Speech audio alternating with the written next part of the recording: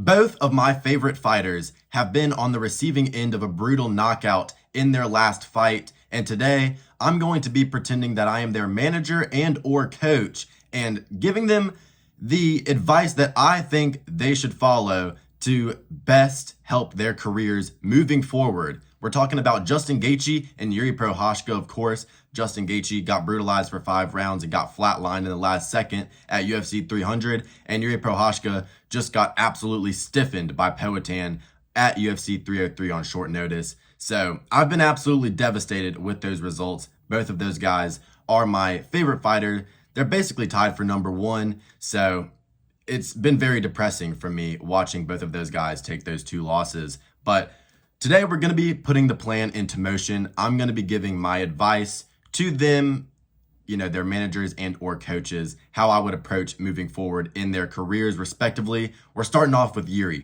There's just been this idea popping up about Yuri going to middleweight. And to that I say fuck no. Number 1, why do we want Yuri Proska to cut extra weight when his chin is basically his only form of defense? If Yuri goes to middleweight, he'll have to implement a pretty tough weight cut.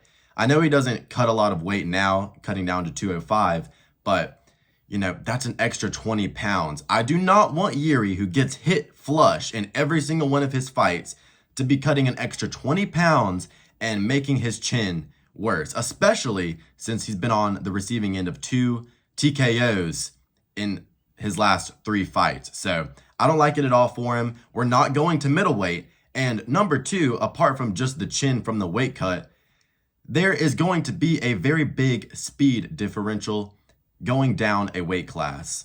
We always see this with guys moving up. They tend to have success. You look at a guy like Ludovic Klein, or maybe a guy like Chase Hooper, guys that move up and they have a advantage in the speed and in some of the skill areas, because there is a big discrepancy in the differences in weight classes, especially with the speed and the skill and the depth overall of the weight classes and the fighters that are in them. I do not want Yuri Proska to be going down to middleweight at a, depleted version of himself with less of a chin, fighting faster guys that are more skilled.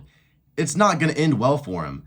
I mean, I know that Yuri Proska versus Israel Adesanya would be like a dream matchup, but I don't want to see it because I feel like Yuri Proska is going to get KO'd stiff.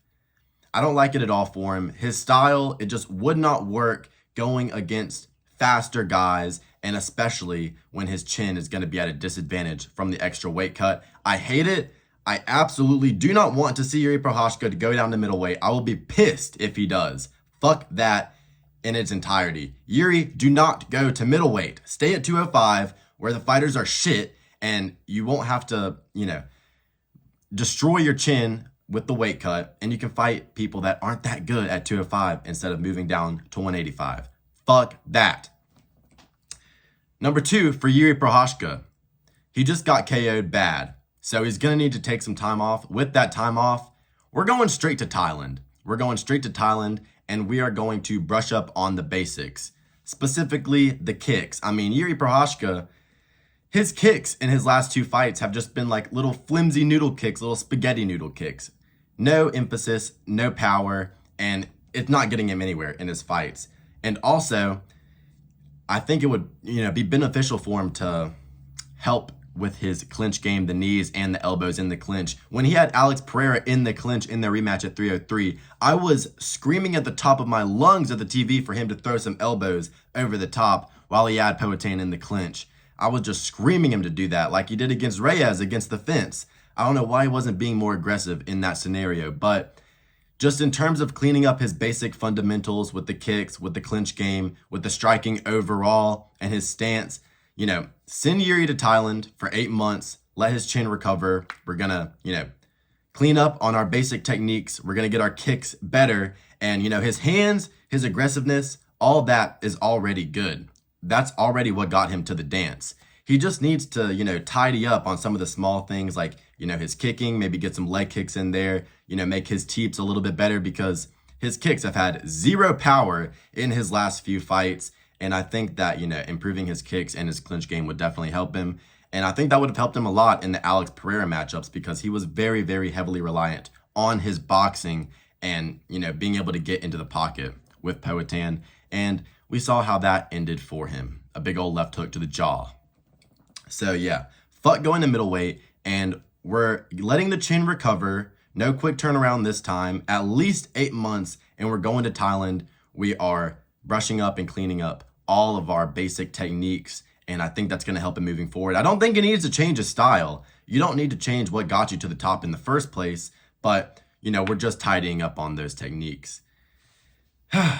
And for next opponents, we're not fighting anybody dangerous. We're fighting somebody that Yuri Proska can highlight reel and get his name back into the win column.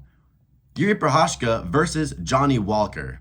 Now, that's literally a Goofy Goober meme matchup. So, it would already be an exciting, entertaining matchup just based on that. But Johnny Walker is shit and doesn't have a chin. And he just got knocked out again. So that would be the perfect opponent for Yuri to go in there and get himself a highlight reel KO over. After that, at this point in the timeline, we're probably about a year and a half in from right now. After that, after he beats Johnny Walker, we're facing Jan Blachowicz. Now, Jan is a scarier matchup because, of course, he has really good striking. Of course, he's got that legendary Polish power. But I think that if we wait it out, Jan is only getting older. I don't know how old he is now. I think he's about 41. In this timeline that I'm talking about, he's going to be pushing 42, 43. I don't mind Yuri's chances against an older Jan Blachowicz, who maybe will take a fight or two in between, is coming off of an injury as well. I think that's a winnable matchup for Yuri Prohaska at that point. And if he can get a good win over Jan Blachowicz, that gets him right into title contention. And hopefully by that time, Poatan will have starched the wife beater John Jones and or Tom Aspinall, and he's moved up to heavyweight and he's gone, so he won't have to KO Yuri again for the belt. So that is the plan for Yuri Prohaska. Fuck going to middleweight. We're going to Thailand to tidy up our techniques, and then we're fighting no chin Johnny Walker, getting a highlight reel KO, and then we are going to fight old man Jan Blachowicz and beat him since he's going to be, slowly getting out of his prime. It's a more winnable matchup for Yuri. So that is what I would do if I was Yuri Prohaska. That's what I would advise him to do if I was his coach and or manager. But fuck going to middleweight. I cannot stand that shit. I've been seeing it on Instagram and everybody's like, bro, Yuri at middleweight, man, that would change things up. I get it if you're not like a huge Yuri fan, but if you're a big Yuri fan, fuck that in its entirety. Screw that. Next fighter, we're talking about Justin Gaethje. Of course, he was on the receiving end of the biggest highlight reel KO this year. And in recent memory, of course, Max Holloway at 4:59. In the last second of the fight, I was just like dying on the inside watching that because Justin's basically like, him and Yuri tied for my favorite fighter. And I was just like, God damn, I'd hate to see Justin just taking all of this damage. I mean, he gets wobbled in like every single one of his fights, and Max was rocking him all over the place, broke his nose with a spinning back kick in the beginning of the fight, made him damn near run out of the octagon. And I was like, holy fuck, Justin is cooked. But, when we got to the end of the 5th round, I was like, okay, at least he's just going to lose the decision. When Max hit him with that overhand right, my heart absolutely sunk. It was bad. And I was delusional enough to pick Justin Gaethje in that matchup. Don't get me wrong, I think we're looking at a completely different fight if he doesn't break his nose and get both of his eyes poked in the first 2 rounds. But nonetheless, Max was always going to win that fight. So horrible pick from me. I was definitely coping for like a week after that. I mean, I was distraught after seeing Justin Gaethje get done like that. But, in that fight, I really just think it was Max that was making Justin Gaethje look bad because, I really don't think that his approach to that fight was that bad. I feel like he was really just reacting a lot to Max Holloway's shots instead of intercepting them. A lot of his last opponents that he fought before Max Holloway, Fiziev, Poirier, Chandler, Tony Ferguson, who Justin has fought. He did very well at intercepting them and breaking their rhythm with a counter strike. He didn't do that against Max. He would just take punishment, he would take a combination, and then he would try and answer. you're not going to be able to go tit for tat in an exchange and just try and answer everything that Max Holloway is going to do and expect to have success with it. Not going to happen. And, you know, he was throwing those shitty rear teeps to the body. I mean, bro, if you're trying to keep Max Holloway off of you, a little shitty rear teep to the body that you've never thrown in your entire UFC career is not going to do it. Where is the fucking overhand right on Max Holloway's re-entry? I mean, he was trying to throw it at the very end of every single one of his combinations instead of the beginning when Max was actually closing the distance. I could go on and on about it. Very frustrating to watch. But Justin Gaethje, he's taken a lot of damage, you know, in his career up to this point. Like I said, he's gotten like wobbled, rocked really badly in his last few fights. I mean, of course, Max Holloway, you know, fucking dropped him a few times, made him, you know, do the stanky leg multiple times, and then knocked him out stiff at the end. Dustin Poirier rocked him with a clean left hand in their BMF bout. Rafael Fiziev had him rocked in the first and the third round, in the beginning of the third round. Didn't look good. Michael Chandler rocked him in their fight. Charles Oliveira, of course, sent him fucking flying across the cage. Justin Gaethje has taken a lot of damage. He doesn't need to take any more damage. He needs to take safe fights. And I don't even think it's really his style that needs to change that much, because if he fought any other way, he literally would not be that good at MMA. He can't really wrestle that good, no submissions, and you're not really going to change the striking style of Justin Gaethje this late on into his career. So we're going to have to find safe matchups for him.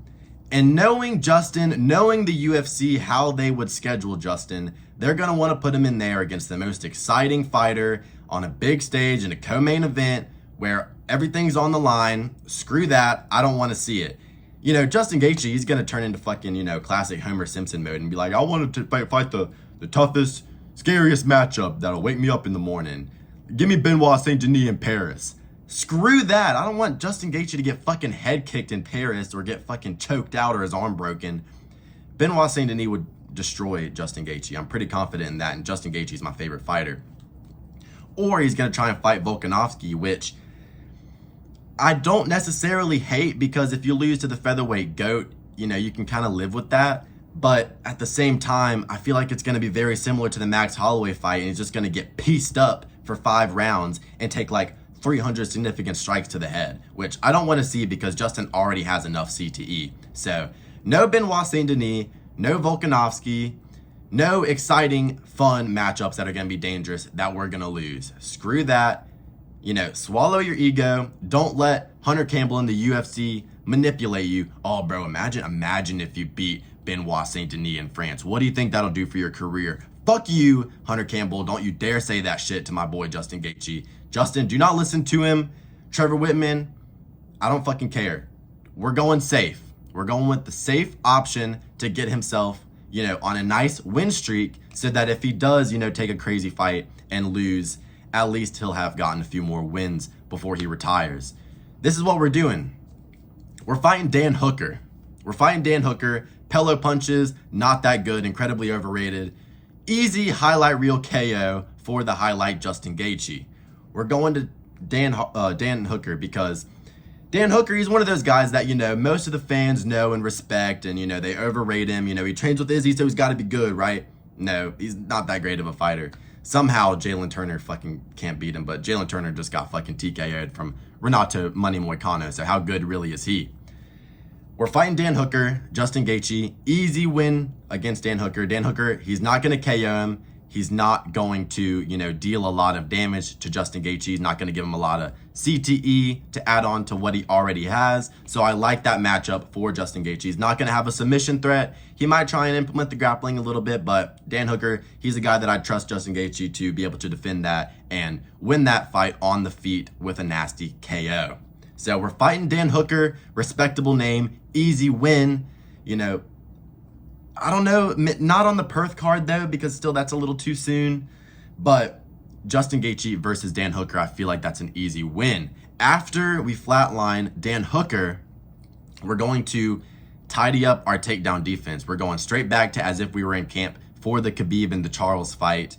But this time, we're not going to be fighting a dangerous grappler. We're going to be fighting a smudge grappler. After we beat Dan Hooker, we're fighting Mateusz Gamrot, because Mateusz Gamrot, he could beat Justin Gaethje. There's a possibility that he could beat Justin Gaethje, but if there was any grappler that I would want Justin to fight, it would be Mateusz Gamrot, because Gamrot can't sub anybody and he doesn't have ground and pound. All he does is smudge you into the fence.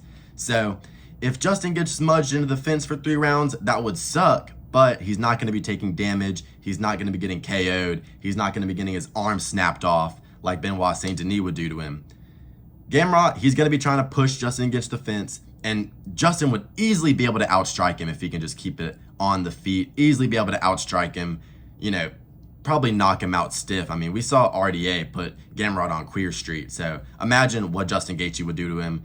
He could probably catch him with one of those nasty fucking weirdly timed uppercut left hook combos that he always throws, and that is going to be the plan. Keep it on the feet, starch Mateusz Gamrot, and after beating Dan Hooker and Mateusz Gamrot, that looks really good on paper. That sets you up for maybe a fun fight against Volk, who will be a little bit older at that time. Maybe he can get KO'd by Dustin Poirier, and then Justin Gaethje can fight him at lightweight and get him a KO over the featherweight goat. That's what I would like to see, because I feel like Volk would probably beat Justin Gaethje right now, but if Volk gets starched by a nasty fadeaway right hook from Dustin Poirier, that would make 3 KOs in a row for Volk, so I really wouldn't mind Justin's chances at that point, because I do think that Volk's chin would be well and truly gone, unfortunately. I like Volk. I don't want to see that happen to him, but if he's going to fight Justin, I don't want him to be at max strength, max aura. So that is the video. If you made it to the end, thank you for watching all the way through. Like and subscribe for more content like this, UFC MMA content. And yeah, that's the plan. Let me know if you agree or disagree with any of the things I said. I just had to make this video because, you know, nothing's really happened in the UFC this week. Yuri just got flatlined. It reminded me of fucking Justin Gaethje getting flatlined. I've been fucking pissed off at this shit because these are my 2 guys. These are my 2 favorite fighters. So I've hated to see that for him. And I just do not want them to have a skid. I do not want them to have a skid and ruin their legacies, because both of these guys, like, the reason that these guys are my favorite fighters is because, I mean, obviously they're relatable on personal levels and shit like that for, you know, different reasons. But at the base level, both of these guys are super fucking exciting and have dope-ass fight styles and always put on an incredible performance, win or lose. But, you know, this time I want them to play it a little more safe.